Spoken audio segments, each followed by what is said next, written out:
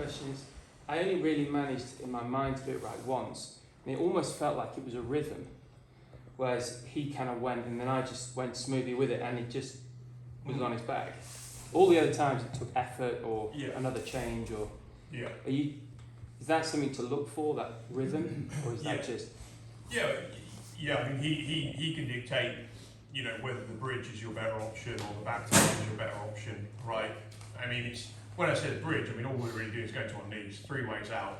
Go to your knees, full guard, right, or reverse them, i.e. take them from chest to back. That's it. So everything we're doing is going to come back to those 3 things.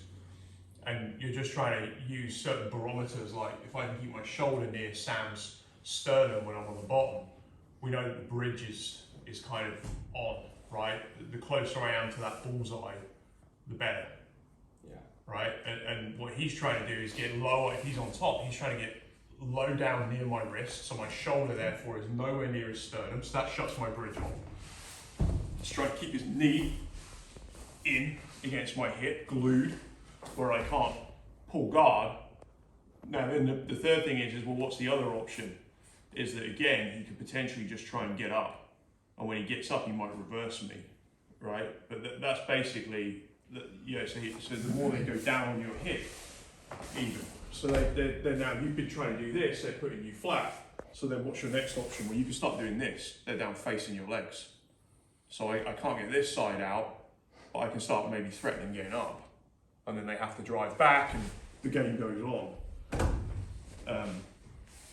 But I certainly think that the more you can actually sort of solo spar this at home, like without the pressure of any of it, stick the video on, watch this stuff back, there's tons of this now on here, and you're just working on, okay, I'm kind of here, or I'm here, right, this is tight, and I'm just working on what these movements are.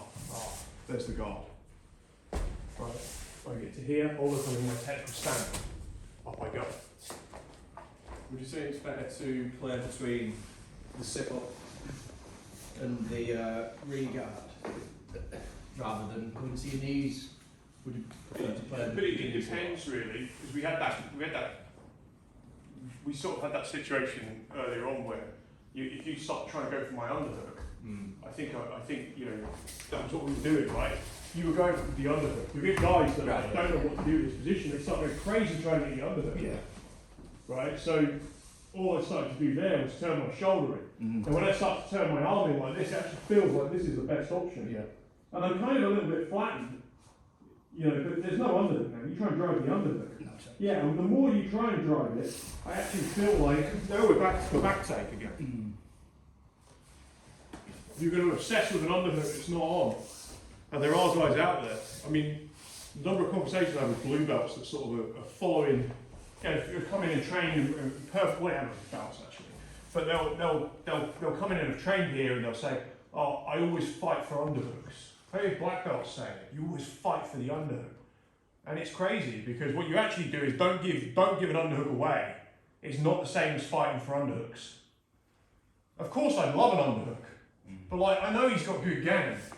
I'm only probably going to get an underhook if I do something that really, you know, threatens his existence. I threaten to take his back, right? Then I might get an underhook off of the transitions that take place to stop it. There's no way I'm going to sit here doing a pummeling drill from the bottom of side control, even if I'm on my side. The primary thing is I shut this thing off, and if he starts going for it, then it's going to be like, I'm not letting him have that. I can't let him have the underhook. And so off of just moving, we ended up in that position that you sort of said, well, I think that was the question. You were saying, well, do you go to your knees there? It's like, well, here I kind of am going to my knees.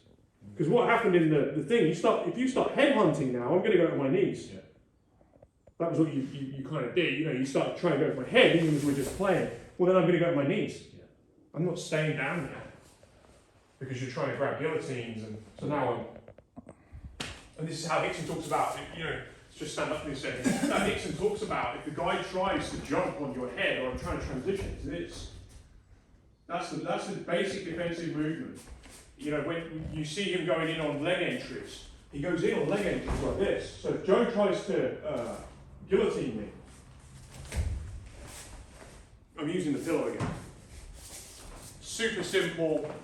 You see bits of it in the Gracie self-defense, but it gets kind of like, it just ends up a sequence and people are like, oh yeah, but I've seen this wrestler do it this way. And there's nothing wrong with going on the double and putting the head in the middle, but if you are going to put your head on the outside, it's going to be here. If I'm coming up on my knees and he's at the side, it's still going to be this idea. Because I really don't want to get him wrapping around and getting in this space. If I can keep this, he's got one side to work on. Yeah. So I don't think there's any hard or fast with it, but you play these experiences through and you move around and play the game. Yeah. So let's get some rounds in. Set 5 minutes on the clock.